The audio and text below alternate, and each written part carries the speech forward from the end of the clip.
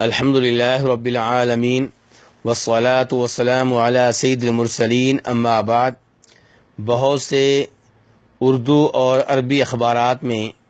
یہ خبر شائع ہوئی ہے کہ سعودی حکومت نے یہ اعلان کیا ہے کہ 12 ربیع الاول 1439 ہجری موافق 30 نومبر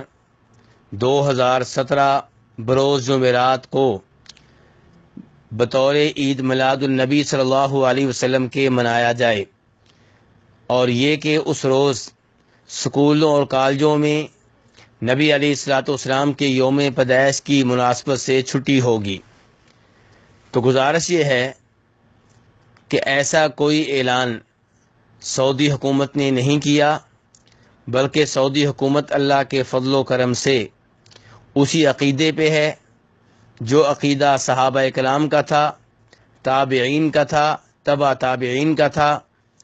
اور سعودی عرب کے ممتاز علماء دین شیخ ابن باز، شیخ ابن عثیمین رحمہ اللہ کا تھا۔ وہ عقیدہ کیا ہے کہ دین میں کسی بھی اضافے سے اجتناب کیا جائے، ہر وہ عمل جسے دین کے طور پہ کیا جائے، عبادت کے طور پہ کیا جائے، اللہ کا قرب حاصل کرنے کے لیے کیا جائے، اور وہ نبی علیہ الصلوۃ والسلام سے ثابت نہ ہو، صحابہ کرام سے ثابت نہ ہو، تو ایسا کام غلط ہے، درست نہیں ہے، کیونکہ اللہ تبارک و تعالی نے دین اسلام نبی علیہ الصلوۃ والسلام کی زندگی میں مکمل کر دیا تھا اور اعلان فرما دیا تھا الیوم اکملت لکم دینکم۔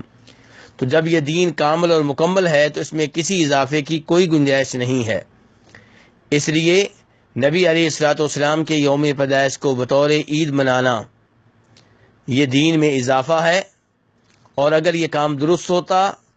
تو نبی علیہ الصلوۃ والسلام یہ ہمیں ضرور بتاتے اور صحابہ کرام اس پہ عمل کرتے اور ہماری رہنمائی کرتے۔ لیکن افسوس کے ساتھ کہنا پڑتا ہے کہ اس عمل کا آغاز کرنے والے سب سے پہلے صحابہ کرام نہیں ہیں، تابعین نہیں ہیں، تبع تابعین نہیں ہیں، 4 امام نہیں ہیں، بلکہ مصر کے وہ فاطمی حکمران تھے جو ممبر و محراب پہ کھڑے ہو کے صحابہ کرام کو گالیاں دیا کرتے تھے، انہیں برا بھلا کہا کرتے تھے۔ تو اگر یہ کام اچھا ہوتا، درست ہوتا، تو اس کا آغاز نبی علیہ الصلوۃ والسلام سے ہوتا، صحابہ کرام سے ہوتا، جناب صدیق رضی اللہ عنہ اس پہ عمل پیرا ہوتے، جناب عمر فاروق اس کا اہتمام کرتے، جناب عثمان اس کا اہتمام کرتے، جناب علی اس پہ عمل کرتے۔ لیکن ایسی کوئی چیز ان عظیم اولیاء اور علماء سے ثابت نہیں ہے، اس لیے اس سے دور رہا جائے۔ واللہ تعالی اعلم۔